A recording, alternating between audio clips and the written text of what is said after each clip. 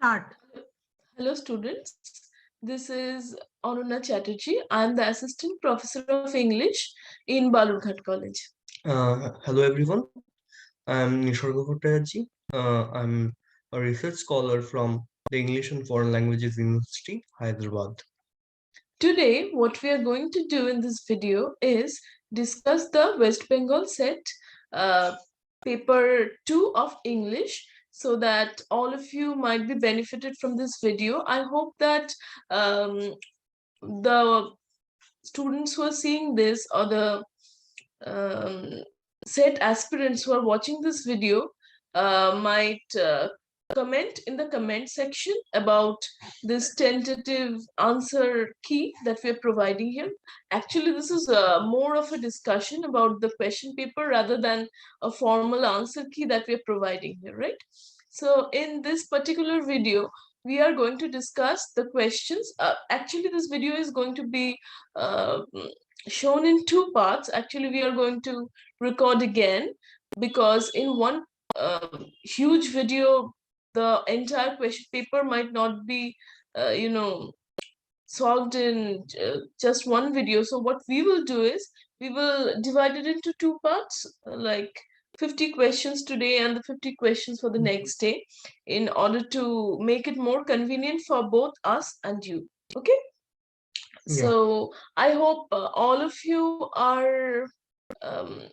have the question paper already. If you don't, you can see it on the screen, because we are sharing a screen here, and this is I think the set is X, right? The question set, it is X3. Yeah. So this is the question set X, and we are going to discuss the answers to the questions in this particular order that is being shown in the screen itself. All right. Okay. Yes. Let us come to the first question. Yes.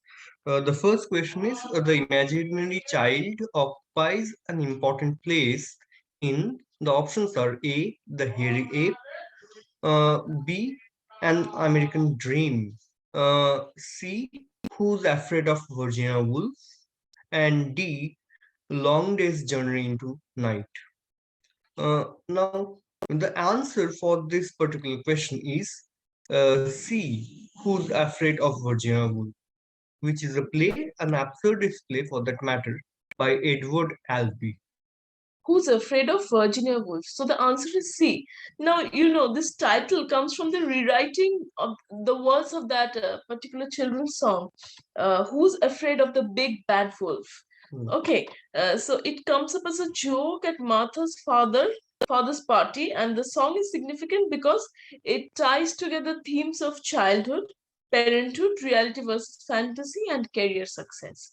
So this particular play by Edward Albee is being referred to here. Here, the imaginary child occupies a very important place. Okay, now we go to the next question. Question number 2. Which type of research is least common in humanities? The options are A, analytical, B, archival, C, theoretical, and D, nomothetical. Okay, this nomothetical kind of research. Okay, what is nomothetic? We need to know that first. So nomothetics relate to the study or discovery of general scientific laws. So in case of the humanities based research, I don't think it is very common, and even if it is sometimes used, I think it is used in case of the medical or medico-legal aspects of the humanities. Yeah, or studies also include. Yeah, of course. So if you are talking about the hardcore arts research, then I think the nomothetical research is not that relevant. Right. In these days, humanities research, it extends in multiple fields, so we cannot actually strictly say anything like this anymore. But Yeah, going by traditional mode of thinking, D would be the answer. Yeah, and see, these days most of the research are interdisciplinary in Yes, nature.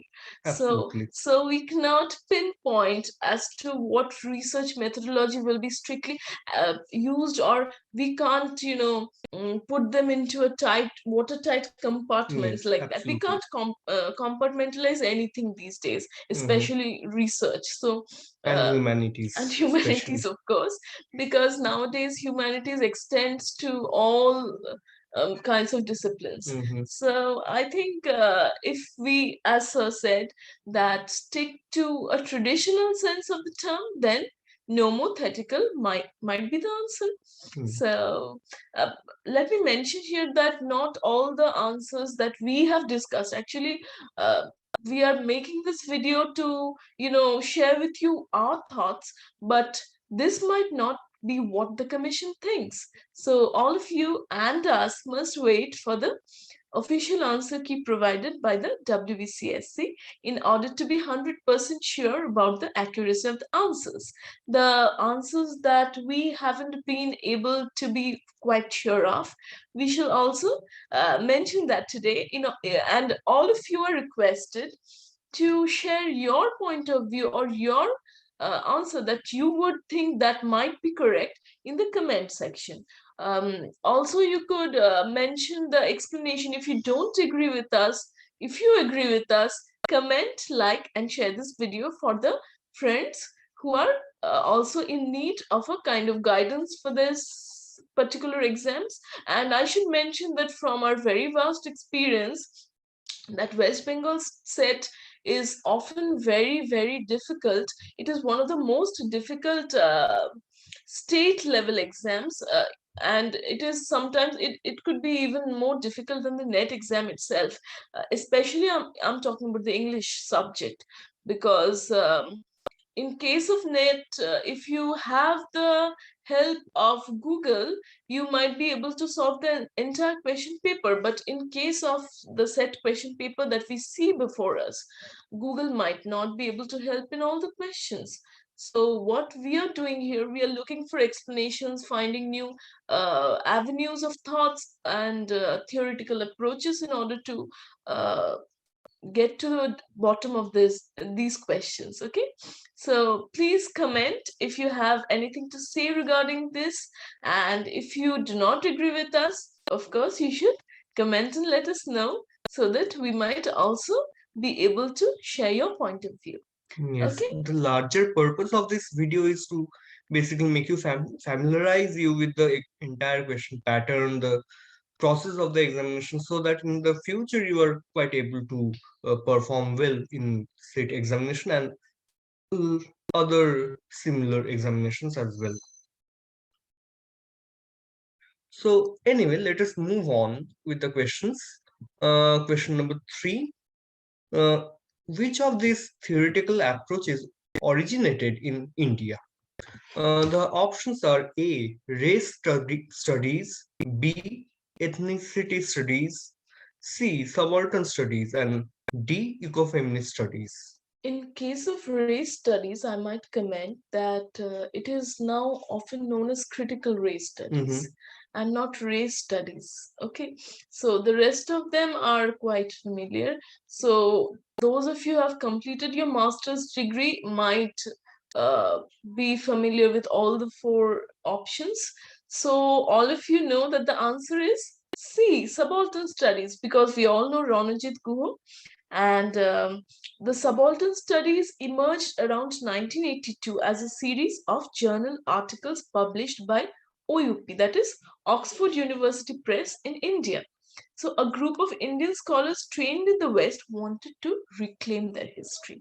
The primary leader, of course, as I mentioned, that it was Ronajit Guha, and who had written works on the peasant uprising peasant Right. uprising in India. So the subaltern studies has its origins or the roots in India. Okay. Yes. The term subaltern actually comes from Gramsci, as you may know, but Yes. he does not originate subaltern studies. That should be something you should remember.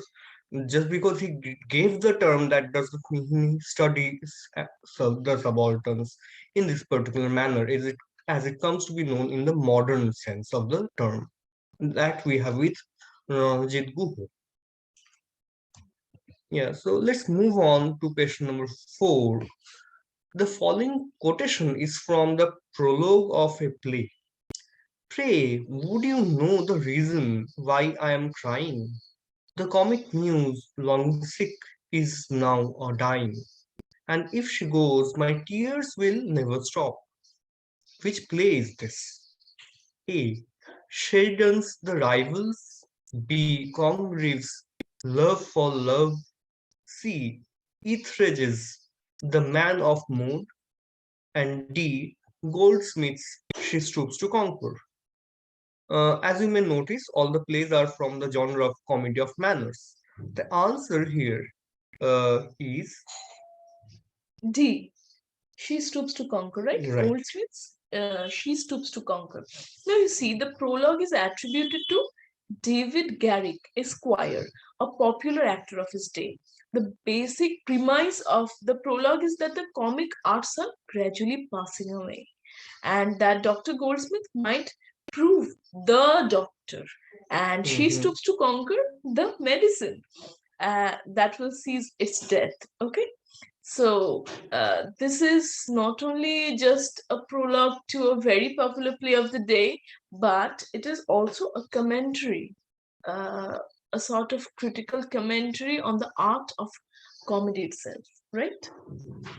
Um, so let us move Move on on. Yeah. to number 5, the type of question that students fear the most. Match the playwrights in list 1 with the plays in list 2.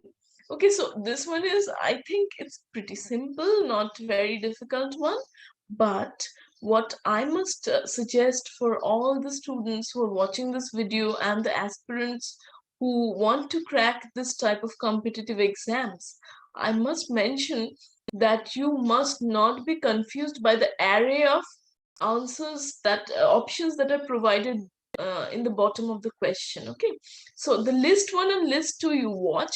If you're confused by A3, B4, C2, D1 or something else that is provided below, you don't need to look at that first you must match the list, like in your school days all of you have done match the following, so that is not very difficult for you. So what you need to do here is first complete the matching and then move on to the options. If you don't do that, there might be a huge scope for confusion there. Okay, so please students, I would really like you to cover up the option portion if you're nervous, and then solve the list first and then move on to the answering section. Okay, Yes. sir, please tell us what do you think the answer is. Yeah. So you see the options, I hope, on the screen. The answer here would be B. Yes. B, which says that Tony Kushner is the writer of Angels in America. George Buchner is the writer of option number 3, which is Weizsäck. Option number C is Louis Pirandello, who is the writer of Henry IV, which is also a play, as you may know, by Shakespeare. And D is Peter Handke, who has written Offending the Audience. So, you see, you might not be familiar with all the authors and the plays. So, if you're at least familiar with 3, I know you'll have the fairly accurate answer. But often it happens that you're not familiar with 3 but with 2 options. In that case, you need to use your common sense and decide as to which one would be the correct answer. All these are available in Google, so I'm not going into the detailed explanation of the plays. If you want us to provide detailed explanations or a short summary of these plays, please let us know in the comment section, and we shall compile a different series of video lectures for these purposes. Yeah, okay, we can do that. yeah, we Right. can do that. And often students ask us to, but the time is very short and we cannot manage to go into such detailed depth in our um, limited time videos. So please let us know what you would like. And moving on to number 6, which of these is not essential for research in the digital humanities? Number A is computer literacy, B, open access databases, C, knowledge of computer languages, and D, text analysis. Okay, in case of digital humanities, it is very evident that text analysis is not essential, because even if we were not related to the digital analysis mode, text analysis is a very popular method of research in humanities. So computer literacy is mandatory, because from the term digital we know that computer is involved. Absolutely. And open access databases are very essential for research today, be it digital humanities or anything else. Exactly. Knowledge of computer languages is also very important, because all of us know that in order to make our research available for others, and in order to read other people's researches or papers, or um, even listening to lectures and audios and videos and all types of databases that are available over the net, a knowledge, a very sound knowledge of computer languages are necessary. Even though you need not be an advanced learner of C, C++, Java, etc., but a basic knowledge is mandatory for all the digital humanities researchers, right? Right. As we maintain in case of question number 2, it is indeed very difficult to say what is included and not included in form of research. So it's a very tentative answer, but that cannot be actually maintained very strictly. So oftentimes digital humanities needs strict textual analysis. We cannot rule it out. But speaking of what is more essential, yes, option D would be the answer. Yeah, essential seems to be the keyword. Now, the not Exactly. is capitalized. You see in the question, not is capitalized, but the word essential might be the keyword here, right, Exactly. sir? Exactly. Okay, moving on to number 7. Again, we come to the match the following part. So the list 1 says Asif Karimboy, Nisim Ezekiel, Ramu Ramanathan, and Abhishek Majumdar. List 2 here maintains the gins of Ediga, cotton 56, polyester 84, do not call it suicide, and Goa. Sir, you might help me with this one, because I'm not very familiar with all of them. So the answer here is A. Option A, Asif Karimhoy is the writer of Genes of Ediga. You have B, Nizam Ezekiel, who is also a poet, as you may know, actually, is the writer of Do Not Call It Suicide.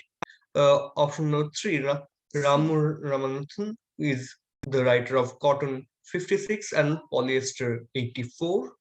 And Abhishek Majumdar is the writer of 4, that is Goa.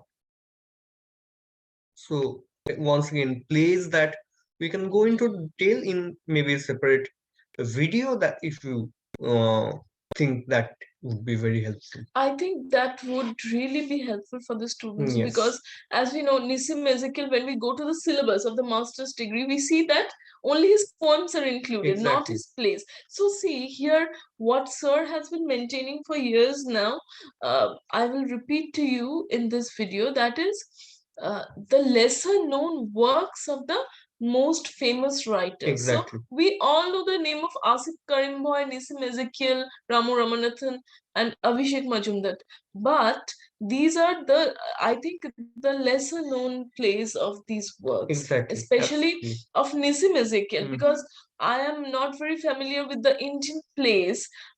Indian poetry, yes, but Indian plays, no. So, in case of Nisim Ezekiel, what would immediately strike in my mind is that he's a poet. So Exactly. his plays, I'll get immediately confused. The aim of the question paper is to confuse you, yes, but also to test your clarity regarding the subject. So please go ahead and study the lesser known works of these famous literary pillars so that you might be able to answer the questions put in such a format like the match the following. Okay, so move on to the next question. Question number 8. Once again, it's the matching. Okay, so the students who really hate this format of question might be in deep trouble. Yeah, and see, they are in a consecutive order. So yeah, so I would suggest what I suggested in my earlier videos as well. The students, if you are not comfortable with a particular format, you don't need to answer them right at the outset. You need to address the ones that you're confident about, you're more familiar with, then come back to the ones that you're not so sure about. Okay, so match the playwrights in list 1 with their plays in list 2. So see, all the 3 questions are talking about plays. Yes, exactly. And in the same format too. Okay, James Shirley, Chonford, Beaumont and Fletcher, Fletcher and Massinger. So list 2 contains the Maid's Tragedy, the Beggar's Bush, Tis Pity She's a Whore, and Hyde Park. Now this one I think is quite common and the students will be able to answer this. The answer is C. That is James Shirley, Hyde Park. I think all of you know that. Okay. Then John Ford will be option 3. Yes, It's Pity She's Tis a Whore. Pity She's a Whore. I think this is very familiar and it has come in net exam multiple times. Yes, okay, quite so so. Tis Pity She's a Whore is quite a common question, and if you're not familiar with it, it's high time that you get familiarized with these texts in question number 8, provided in question number 8. The options, these keep coming, the questions keep repeating, so you need to familiarize with this. And number, okay, what else? I think C is C, that is Beaumont and Fletcher, the Maid's Tragedy. We know that. And D is, of course, the Beggar's Bush. Yes. So this time all the plays are from the Elizabethan genre, right? Elizabethan age plays are familiar for the students, and I think all of you will be able to answer number 8. And also they are very frequent in GATE, NET, SET, whatever. Anyway, moving on to question number 9.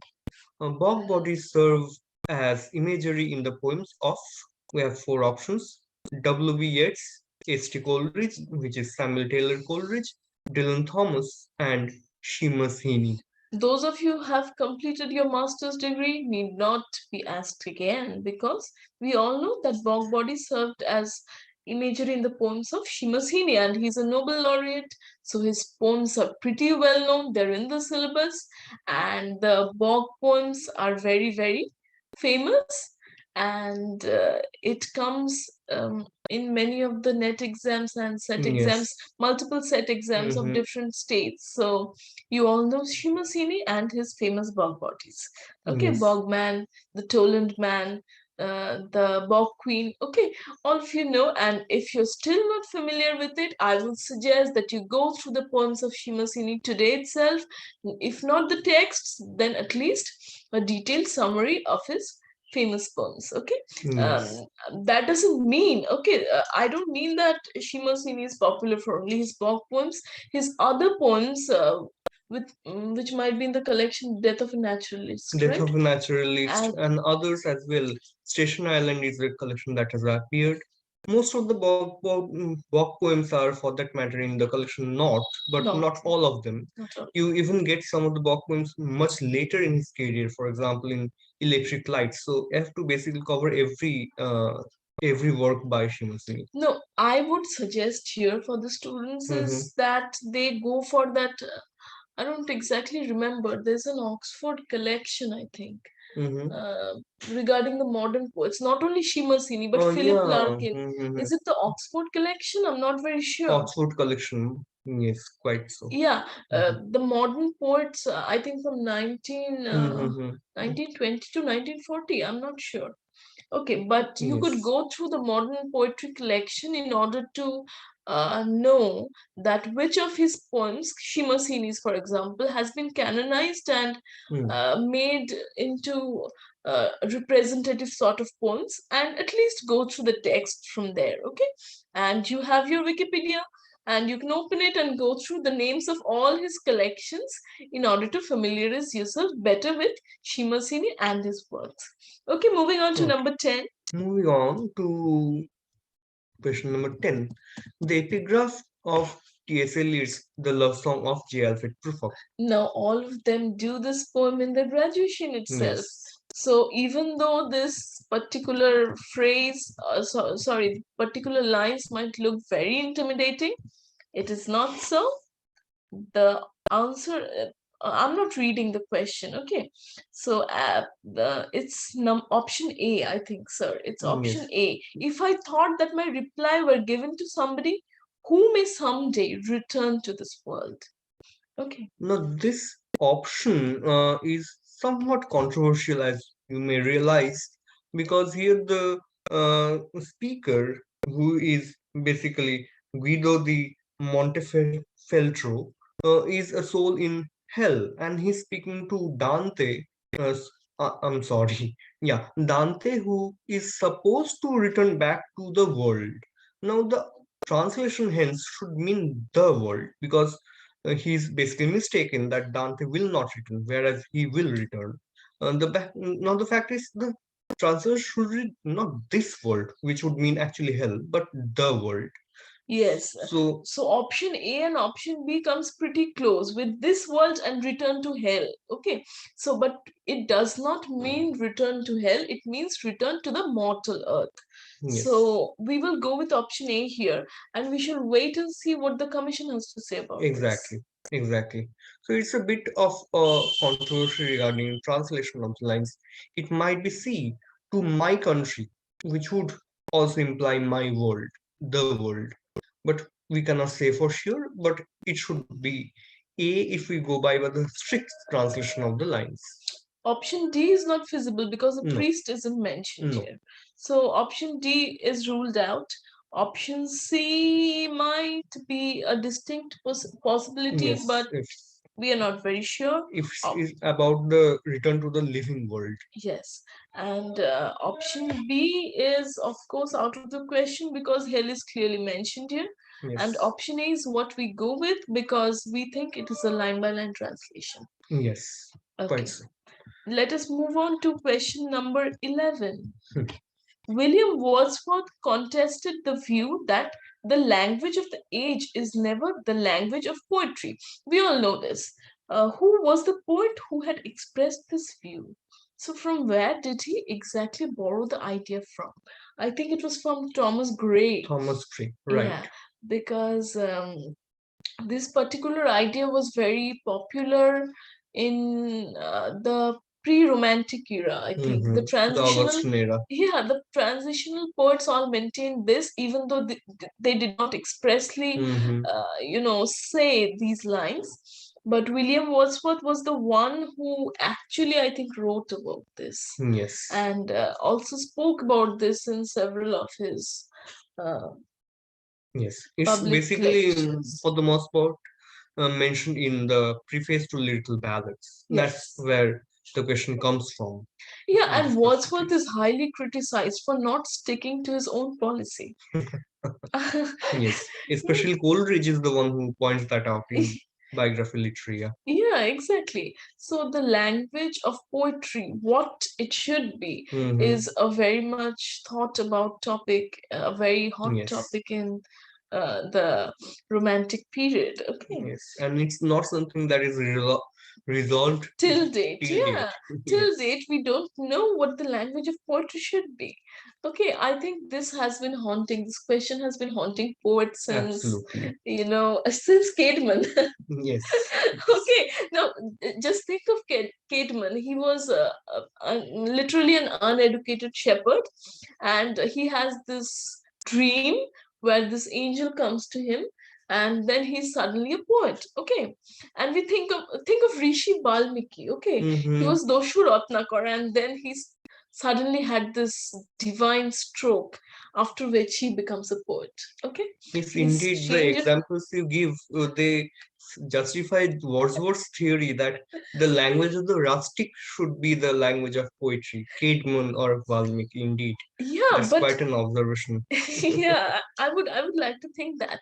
So all of you are requested to express your views on the matter, because many of the future um, poet laureates and Sahitya Academy winners might be watching this. Yeah, why not? And you are free to express your views on what the language of poetry should be. Okay, moving on to number 12. This is a very famous text for all the syllabus makers. Absolutely. Okay, and I am really partial to this particular text, especially the prologue to the wife of Bath's tale. Mm-hmm. So in this, we see a vivid description of the woman, and Sir and I has been discussing this answer for a very long time. But since we have gotten hold of this question paper, we had been Indeed. answering. We had been discussing this because the options are very interesting. See, which of these statements is not true to the true of the wife of Bath?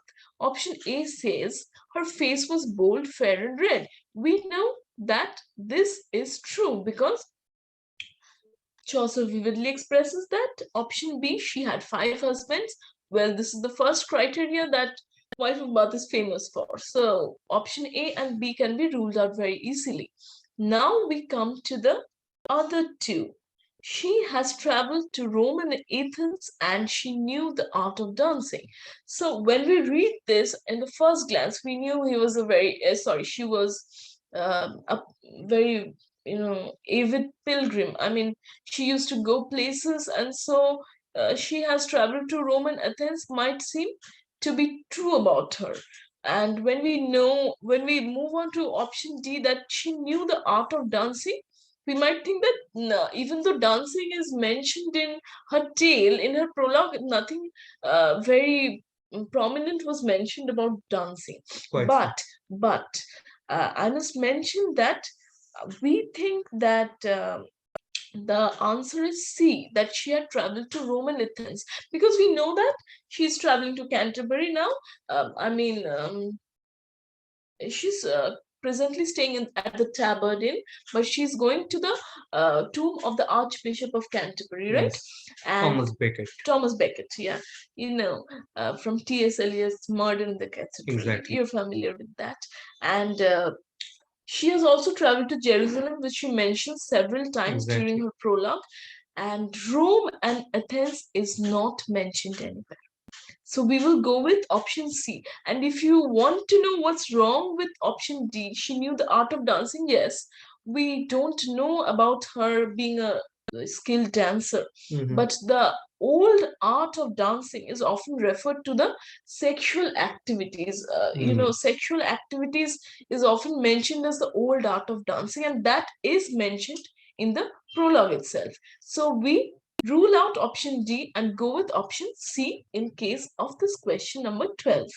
Okay, that she had never traveled to Rome and Athens. It is not true that she has traveled to Rome and Athens, because Rome and Athens is never mentioned. Okay. Yes, when it comes to dancing, it's referred to as more metaphorically rather than literally. However, nonetheless, the word appears in the text, Yeah, which is why you have to rule it out. And this woman, I think, sir, is not very classical. And when you're talking about the Greco-Roman, legacy, the wife of Bath, I mean, Alison is not a classical kind of woman. She's a very modern woman. Okay, so I think option C will be the answer, and let us wait and see what the commission has to say about this. Now, moving on to number 13. Which of the following comments best interprets Sydney's loving in truth? Well, I think it's option D, right? Option D. Now, this is a text that should be familiar to most of the graduation students because it appears in most of the graduation syllabus. Some of the students have studied this in school. Yes, even.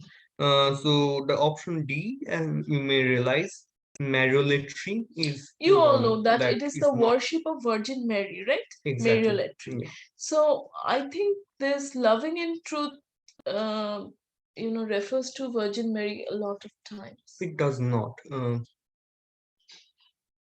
It does not. It does not. Yeah, in the sense that it is not about religion. So when it comes to the best interpretations, okay, it's not D certainly. To rule Okay. that out, winning the lady loves pity and grace, that is a theme here, obviously. But the most important one, I believe, would be C. The theme of love is a facet for initiating debate on poetic craft, Poetic craft, because he's yes. basically No, debating that. now see, let us discuss about Yes, this yes. for a few minutes, Mm-hmm. because uh, we all know that Elizabethan sonnet sequences were a kind of intimations in case of intimations regarding the one-sided aspects of love. Okay, Mm-hmm. it is love in a sort of worshipping sense. So Mariolatry might be, relevant in that Yeah, we case. cannot rule it out. Yeah, Absolutely. yeah. But what Sir is mentioning here, that the theme of love is a facade for initiating a debate on poetic craft. Yes. So if you go with the loving in truth, I would like to read a few lines from there, if you allow me. Yeah, as you may know, it's the first sonnet from the collection Astrophel and Stella. It's the preface. You You see, can read the. Sydney is very much obsessed with verse. From the very first line, you see, loving in truth and fain in verse my love to show. So the love is being reflected in the verse, and Sydney, as a poet, is very aware of the fact from the very beginning that she, dear she, might take some pleasure of my pain. Pleasure might cause her read, reading might make her know, knowledge might pity win, and pity grace obtain. So I think Sir is right. And number C, the theme of love is a facade for initiating a debate on poetic craft, or it would even be more appropriate if this was poetic knowledge or reading of the poem was Exactly, mentioned. exactly. Okay, I think we will go with option C in this case. And please let us know if you think that the any other option would be appropriate. Okay. Now, moving on to number 14. Yes. Which of the following prose works by Milton is believed to have considerable bearing on one of the major issues in Paradise Lost? Well, I'm not very sure of this, but I think we will go on with option C, right? Yes, I believe it must be option C, the doctrine and discipline on divorce. Yeah, I have gone through, especially Sir and I both have gone through the works of Milton, but we are not very sure about the issues that Paradise Lost faces. Which of these tracts um, address them most thoroughly? Okay. Now, if you may notice the options, three of them, option A, B, and D, are related to, are basically on the same subject matter, which is the anti-prelatical tracts, basically tracts written upon the abuse of the church by the English bishops under Charles I, especially led by a particular person that Milton targets again and again, William Laud. So that is a particular topic that he discusses in all three of the options A, B, and D. Uh, but the fact is that Paradise Lost as an epic, it touches on multiple subject matters. So in a symbolic manner, it does comment upon the entire anti-prelatical controversy which Milton is speaking about. So, in a certain sense, all the four works do have a bearing upon Paradise Lost. But speaking of often see, you see the idea of divorce is something that was very personal to Milton, who wanted a divorce and could not get it against his own wife. He was quite ahead of his time in thinking about the idea of divorce for that matter. And the same controversy regarding the husband and the wife appears very pertinently with uh, the only couple in paradise, which is Adam and Eve. So there we think that a certain sense of this idea discourse on divorce appears, which is why we think option C would be the most pertinent one. But as I once again say, all four of them have bearings upon paradise The lost. issue of paradise Yes, lost, because yes. the idea of authority and uh, deception, these are core to paradise lost. So we cannot absolutely rule out the anti-political tracks as well. So, Moving on to question number 15. Now, all of the students will get a very familiar ground.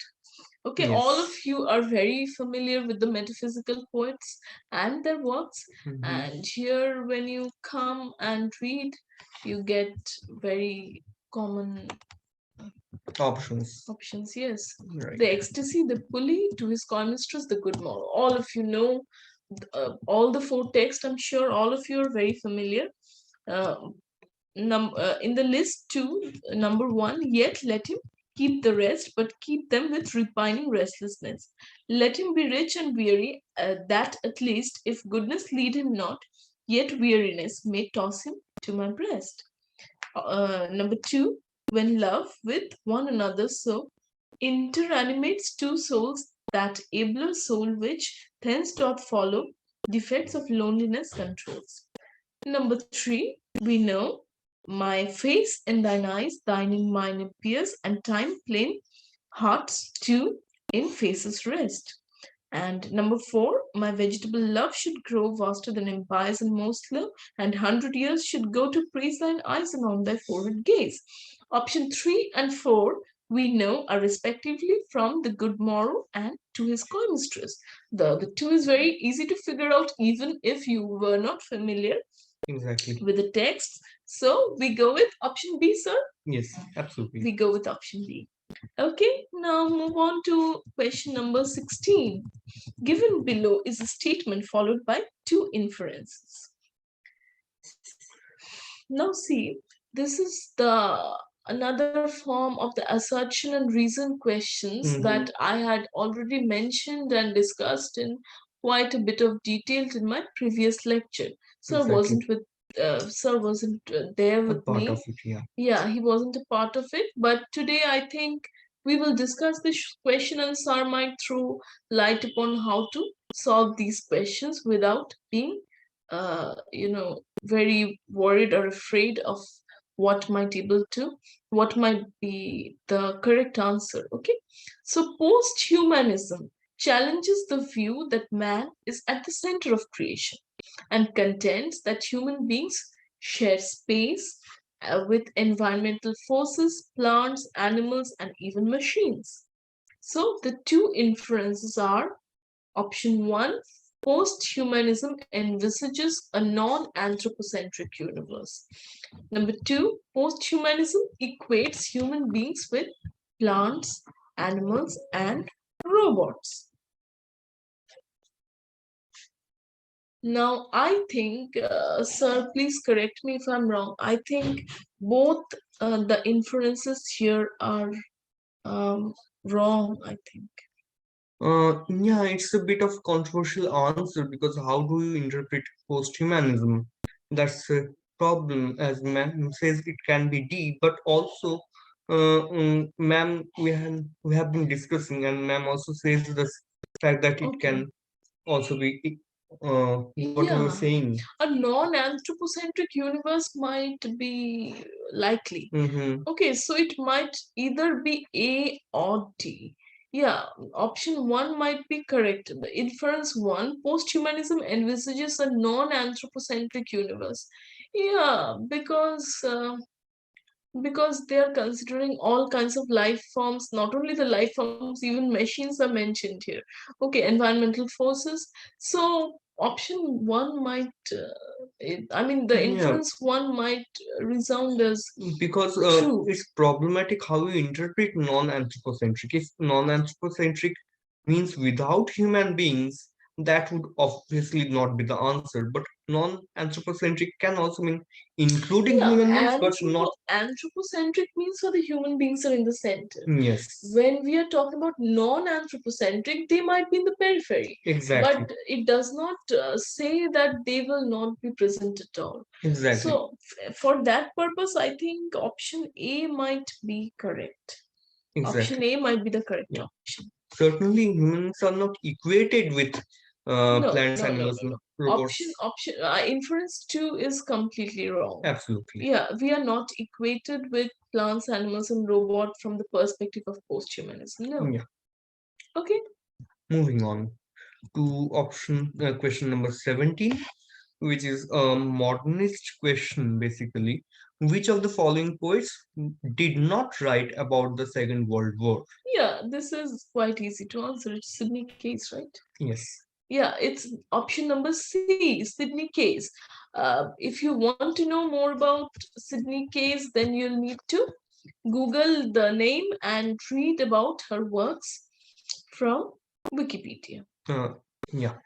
So they all belong to the same period, but in terms of subject matter, Sidney Case does not touch upon the Second World War. No, see, this is very cleverly constructed question because the time frame, if you're not familiar with the works, the time frame might confuse you. Yes. But I think a bit of Googling helps with that.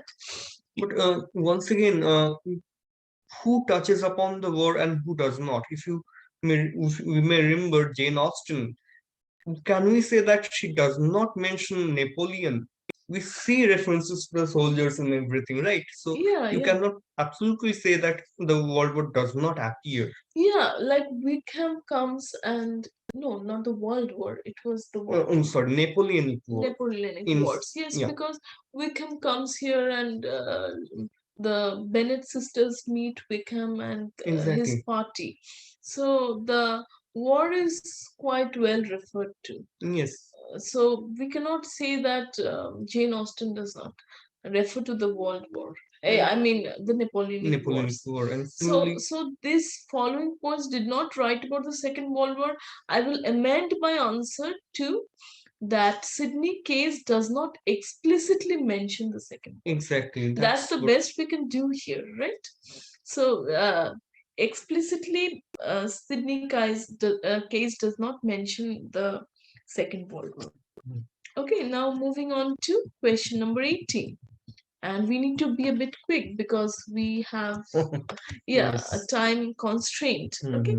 Yes, I will be thy priest and build a fane in some untrodden region of the mind where branched thoughts, new grown with pleasant pain, instead of pines shall murmur in the wind. Now see, given below are 4 statements regarding the above quotation, choose the incorrect explanation of the above lines. If you read it just for once, you'll see the flowers are mentioned nowhere. So I think without thinking further, I think we should go with option number D, because the flowers are his verses tended by the gardener Fancy. Fancy is nowhere mentioned. Exactly. Flowers are also not mentioned. So we will go with option D. Coming on to question number 19. In the last canto of Homer's Iliad, who convinced Achilles to give away the dead body of Hector for a ransom? Who's Priam? It's Priam, yeah. Option number C is the answer. The father of Hector. Okay. Go on to question number 20. After their arrival in Dido's Carthage, who spoke to Dido first and prayed for assistance? I think it's Aeneas. Aeneas, yeah. Option number A, Aeneas. The hero of an Aeneid by Virgil. Yeah, you know that. Now we move on to question number 21. Which of the following factors is not essential in the initial research proposal? Now, this is a pretty simple question. The research question is mandatory. The research methodology is even more important. Exactly. The research objectives, you need to figure it out. Otherwise, you cannot propose a research at all. And when you go on to the research outcome, that you might not be able to figure out at this initial stage. Yeah. So we will go with option D in case of question number 21. Yes. Move on to question number 22. Once again, is the horrible matching. Okay. Yeah. So Jules Verne, John Irving, Frank Petrie, and Ted Dekker, Olga Tokarczuk.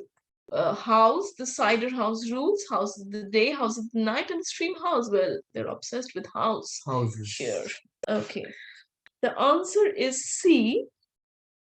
C, right? Yes, it's option number C. Because we know that Jules Verne wrote the steam The house. steam house. Yeah, we know that. And even though A and C, yes, A and C has this Yeah, same option. same option, D4. So, but we will And go. also A3 is a common option Yeah, everywhere. because Olga Tokarczuk is the writer of House of the Day, House of Day, House of Night. So we might be confused among these options A and C. Yeah, there's a But confusion between Perity these two. and Decker, they're the writers of House, which tells us that it's option number C. Yes. So we go with option number C in case of question 22. Moving on to question Question number 23. 20. Once Match again, the it's the following. matching. Okay, now the question setter might be very fond of this particular format. So we also need to be fond of this particular format for the question setter's sake. Okay. Isabel Allende, Mario Vargas Llosa, Alejandro Carpentier, Carlos Fuentes, and list 2 talks about the lost steps, Old Gringo, the House of Spirits, and the Time of the Hero. The answer is D. D. Yeah. Right. We will not go into the details because once again it's the name of the books and you can find that on Google. Question number 24, sir. Yes. So as you see here, it's basically works from the Latin American boom, which we can go into detail later on. Yeah, Carpentier and Losa are very famous writers. So Exactly. 24, which of the following is not a work by Peter Handke? Once again, an important writer. The option is D, the unconsoled. Yeah. And then we come to another match the following. Yeah, we seem to get this A lot. quite frequently. And the answer, if we go to the list 1, Alexis Wright, George Lemming, Alex Munro, Shum, Salvador Wright, Funny Boy, Carpinteria in the Castle of My Skin, and Runaway. Option B might be the answer because I think it's Alexis Wright wrote the Carpinteria, right? Yes, option B is the answer. So you can see the answers given in B. Moving on to question number 26. Now this might be familiar with especially postgraduate students. Sir Philip Sidney's definition of poetry in An Apology for Poetry as an art of imitation, that is to say, a representing, counterfeiting, figuring forth, to speak metaphorically, a speaking picture was Now, derived from. yeah, it's Horace, of course. Yes. Because he refers to Horace, I think. Yes. Poetica. Particularly the phrase speaking picture should point out that it's Horace. Horace, yes. Now, moving on to question number 27. Which novelist says that he describes, I quote, not men, but manners? The answer is Henry Fielding. Yeah, option C, Henry Fielding is the answer. Now, number 28. What are the 3 crucial words used by Stephen for a writer's survival in James Joyce's A Portrait of the Artist as a Young Man? The option B is the right one. Silence, exile, and cunning, as anyone who has read the novel will know. Yes, that is why, sir, it is very important to go through the text. Yes, absolutely. You have to read the major works like this. If you just go through the summary, these particular phrases or words might elude you, right? There's no alternative for reading the work actually. Next, which book by Rohinton Mistry deals with the Indian emergency? Well, it's A Fine Balance. Option number B, A Fine Balance, is a book by Rohinton Mistry which deals with the Indian emergency. Okay. Next is a poem, Paradoxes and Oxymorons. So I'm not going to read the entire poem for you. No, because the time is very short. Yes. And all of you are requested to go through this paradoxes and oxymorons, this poem, we will just tell you the answers that we think is correct. See, identify, question number 30, identify an example of paradox in the following. You have it, but you don't have it. You miss it, it misses you. Without proof, open-ended, it is that and other things. So paradox, what is a paradox, sir? What do you think a paradox is? How can it be defined? I think when you know the title of this poem, I think you need to figure out the title first in order to go into the depth of this question. See, paradox is a seemingly absurd or contradictory statement or proposition which, when investigated, may prove to be well-founded or true. So it is a statement or proposition which, despite sound reasoning from acceptable premises, leads to a conclusion that seems logically unacceptable. So option A it is. You have it, but you don't have it. You don't have it. Yeah. Yeah. Next is question number 31. Which of these lines best describe the poem? Now, we are not going to impose an answer upon you regarding this because all of you might have varied interpretations in your mind. But I think which of these lines best describes this poem? Language on a very plain level? No. It is that and other things, which I think is correct, by the way. To tease me into doing it on your own level? No. D, it gets lost in the stream and chatter of typewriters. No, it is not a description. It is just, it's just taking up a line from it. It's not, it does not describe the line isn't even there in the poem. Yeah, it is there. Is it? Oh, yeah, I missed out. No, it is there, but it does not describe the poem, right? Absolutely. So I think option B, it is my opinion that it is that and other things might best describe the poem. Yeah. Okay. Option A might appear to you very attractive because it's the first line, but it's not the one. No, it is not descriptive. Once again, a figure speech in question number 32. Yeah, I think all of you might be able to answer this. It is a deeper outside thing. You have it, but you don't have it. It is that and other things and open-ended. Now, which of these is an example of oxymoron? Now, what is an oxymoron, may I ask? And how is it different from paradox? Yes, it's very common to mistake one for the other, or for that one, antithesis is a very similar figure of speech, but we have to know the difference through the definitions of these terms. No, see, oxymoron is a self-contradicting word or set of words which come in a consecutive manner, appears in a consecutive manner, side by side. So we will go with option D, right, sir? Open-ended? Yes. Open-ended might be the answer that we're looking for here. None of the others are oxymorons in any form. No. Okay, we move on to question number 33. You miss it, it misses you. You miss each other. Option A, the poem's desire for the reader. Option B, the reader's failure to understand the poem. Option C, the poem is sad because it cannot find a reader. And option D, there are no readers for poetry.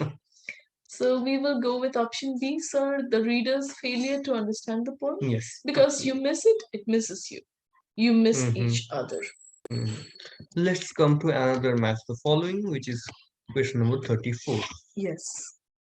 Match the famous titles on Shakespeare with the schools of literary theory to which they belong.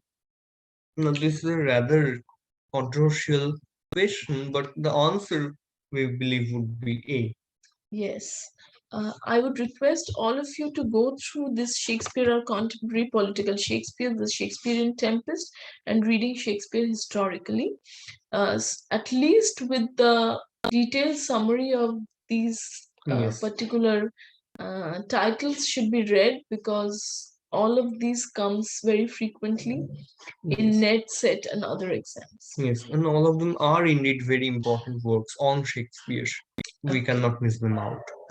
Moving on to 35, right? The title of Thomas Hardy's Far from the Madding Crowd is borrowed from, we know that it is borrowed from Thomas Gray's elegy written on a in a country chartered. Yes. So this is the answer, and all of you might be able to answer this. Now, when it comes to number 36, I might not be very sure. Which of these characteristics apply to Thomas Carlyle's description of the poet in his volumes Heroes and Hero Worship? First and foremost, I have not been able to get hold of the text, so I did not read this. Sir, will you be able Yeah, to? it's a difficult one indeed. I believe it can be A, B, and C because reformers, I don't think so. But as ma'am said, this is indeed a question we are not very The text confident in itself, answering. yeah, the text itself is very obscure. Yeah, we have to read the entirety of the text, and there are ambiguous things said by Carlyle. It's not very clear. He says the poet is a prophet, and but then says that he's not a prophet. So we cannot be sure about that. Okay, so this question we will leave it up to the judgment of the commission and come to question number 37. The phrase new journalism was codified with its current meaning by, we know it's Norman Mailer, right? Yes. Once again, a very difficult question because we can even think about Johnson being one of them. But yeah, No, I think Norman Mailer is a frequent visitor in net, in the yeah, options of that's net. true. That's So true. when students are familiar with his name, they go through what he coined and what was codified by Mm-hmm. him. So I think new journalism and Norman Mailer might be, Yes. quite familiar Yes. to the students That who are. would be the answer, Yeah, surely. yeah, that would be the answer. Norman Mailer. Now we go to question number 38. Yeah, this is another question that confused me a Mm-hmm. lot. Okay, Mm-hmm. so I will not be able to give you a correct answer here. Let's see what Sir has to say. Virginia Woolf characterized the literary style of which English writer as loving and taking the liberties of a lover? Options are S.T. Coleridge, Walter Peter, William Hazlitt, and Charles Lamb. Indeed, I cannot answer this one either. It's a very controversial one. Speaking of love, the other writers have not touched upon the object of love as much as Coleridge. So it can be Coleridge, but absolutely no idea Yeah. regarding what is the actual answer. Now, see, love and affection. Taking the liberties of a lover. Now, what kind of liberty she's talking about? Mm, I'm not sure. If any of you are familiar with this phrase and who this refers to, kindly write that down in the comment section so that we might also be aware of why you think that. Okay? yeah. With a bit of reference and explanation would be very helpful. Now we come to question number 39. What is meant by intertextuality? This is another easy question that Mm-hmm. is just demonstrating relationship between texts. Yeah. Okay, now we come to question number 40. Of which book this is the subtitle? Or the preservation of favored races in the struggle for life? I think it's Charles Darwin, Charles The Darwin, Origin of Origin Species. of And Species. when you're starting to study the Victorian and modern literature and the turn of the century Mm-hmm. works, I think you will be able to get hold of the origin of species and familiarize yourself with the text. You need to do that even if you're reading Freud and his works. Mm-hmm. Freud, Darwin, and the others must be read in order to understand literature better. Yeah. Okay.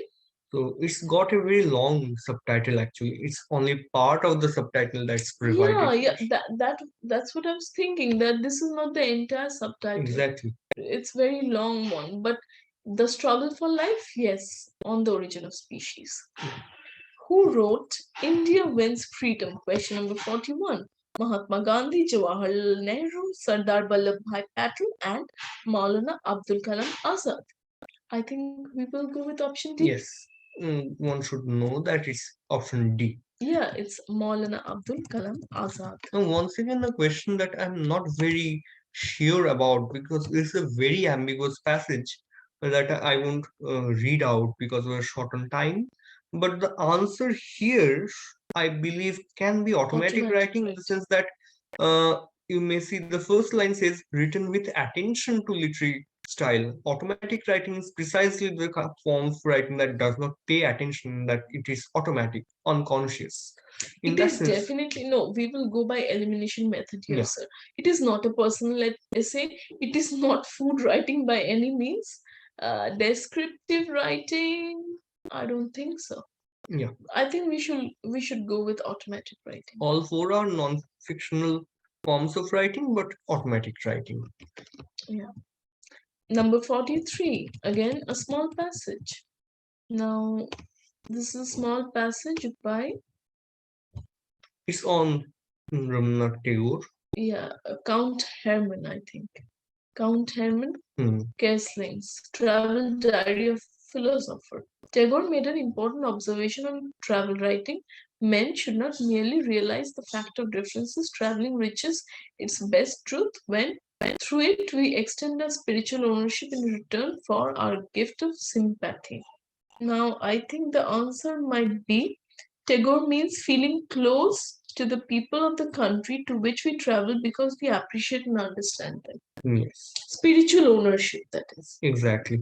Because once again, elimination method, if you read the other options, they appear ludicrous if you have any idea regarding Tagore, right? Yeah. So we go with option B. Mm. Now, this number 44, I think, yeah, I might boldly say that the four options, all the four options does not, quite come up to the scratch. Absolutely. Because recitation or reciting is one of the R's. If we just Google SQ3R, SQ, It's, I believe, read, recite, and review. Kindly correct me. Survey question SQ3R, right? S is for survey, Q is for question, Right. R is for read, R is for recite, and R is for review. Yeah. So all the four options here might not be correct. Let us see Exactly. what option the commission goes with, and those of you who have appeared for the set in 2022 might also appeal to the commission for a rectification, correction, or explanation of question number 44. Moving on to question number 45, we are very short of time, sir, and we need to finish at least 50 questions today so that the students might be able to look at it and then give their own opinions. Yeah. Which of the following is an effective filter in second language learning? Now, this answer is very simple, is very precise. It is when we're talking about filters, self-confidence is by no means a filter. Context is, motivation, no, fluency, no. So the answer is quite evidently the context. Context is the filter in second language learning. Okay, as to what context we're discussing might very well determine the exact meaning of what we're saying. Yes, exactly. Again, match the following question, match the words in list 1 with the languages from which they were loaned in list 2. Those of the students who are, our age, I mean, if they have gone through auto yes person, the pre-CBCS students, yes, you might be able to figure it out very easily. The answer is option C. I'll read this out. A3, that is cut from Hindi. Yeah, it's cut from Hindi. And B would be 4. Yes, Greek. Church is from the Greek kirk, I think. Kirk, right? Right. And par is from French, yeah. And stampede is from Spanish, of course. Now, moving on to question number 47. According to which linguistic process did voiceless fricatives become voiced fricatives in the Proto-Germanic languages if they followed an unstressed syllable? Now, you can easily identify that as grips. Once in philology. Yeah, it's philology, and remember, students, you cannot, if you're from CBCS, if you're from other universities or other boards, you absolutely cannot reject philology if you're a student of English. Absolutely. So please, if you are not very familiar with philology or you're afraid of philology, please just go through. You have the list of laws here, Grimm's law, Werner's law, Kluge's law, and the Great Vowel Shift. great consonant shift, we know everything. At least we know the names. So please go through these and understand the very definitions of these in order to familiarize yourself with the options in the competitive exams. Okay. Once again, auto person is quite, Yeah, yes, person is your mandatory. best friend. Yes, Yeah. yes, person was our best friend when we were in the first year of our honors class, right? Now we Absolutely. again see a philology question. The great vowel shift occurred in the English language during which of the following periods? Now, all of us are familiar with philology, but the time frame might be a difficult section for Yeah, even us. that's Yes. true. So I think I'd have to look up for this, but it's from circa 1350 AD to circa 1650 AD. Okay. So I think that is the answer, sir. What do you Yeah. say? Yes. Considering circa would imply that the dates are not very Accurate. precise. Yeah, it's not not very possible yeah, it's in not. certain Yeah, of cases. course, it's language is a living thing, right? Yeah, yeah. So we cannot, go that far back and determine the exact dates, but this is what we might This go is with. from the bracket. This is the bracket in which vowel shift occurs. That we can say for This sure. is the time frame, yes. Yeah. Now we go to number 49. 49. How did the word aesthete come into being? Yeah, it is very easy. It is a back formation from aesthetic. So back formation basically drops the ending. So aesthetic, aesthete. Aesthete, yes. Now, question number 50. The expression swan road is an example of kenning, of course. Yes. You know that, right? What is kenning? Or I think we should. It's a very common figure speech in old English poetry that you have to know absolutely when you're reading. Kenning is first and foremost, you should remember that kenning is a compound expression. Okay, in Old English or Old Norse poetry with some kind of a metaphorical meaning. Bone house, that is Banhus, bone house, or the body. Okay, body is a house made of bones. Now, Swan Road is river or a water body. It's basically sea, I believe. River or sea. See, yeah, it's a water body. Okay. Now Whale Road is, I think, sea. Whale Road. Whale Road is, I think, sea or ocean. Right. Swan Road is, I think, it's a river or a pond. Okay, it's a kind of water body. Banhus is bone house or the body. Human body. Yeah, who's bonda or husband? One of my favorite words is an example of kenning. Yeah, I believe we are taking all this from Beowulf only. Yeah. Beowulf is the only text that we can grab hold of when we're talking about Old English, right? So the other texts are not very available or not that old. Yeah, and once again, we are grateful to Shimasini, right? Yeah, because he had translated Beowulf to modern English. Yeah, 1999 by the way. Yeah. Date. Yeah, after his Nobel Prize. Yeah, it's after that. His 1995 Nobel laureate. 1995 was Nobel. Okay, so students and the aspirants who want to crack WB set, we are done today because all of you might be very impatient, you might be hungry, or you might be thirsty, or you might be worried about your own answering your own sets of answers, and you might want to match them with our suggestions. So I would request all of you to go through these 50 questions, and we won't take up more of your time. We will just go through the rest of the 50 questions tomorrow. And please like our video, watch it, share it with your friends, and comment in the comment section as to what more do you want us to do in order to help you with NET, SET, and other competitive exams that you want to appear. I'm Anuna Chatterjee, and this is Nisharga Bhattacharjee, and you might want to join our WhatsApp and Telegram groups that the links will be provided below in the descriptions in order to talk to us personally and discuss with us, comment on the type of questions, the question patterns coming in these exams, and you might want to communicate with us personally and share your own opinion about these questions that we have discussed today. Thank you. Thank you. Thank you everyone for cooperating, for listening to us. Please share our video. and goodbye. Yeah, like, subscribe. Yeah. Thank you.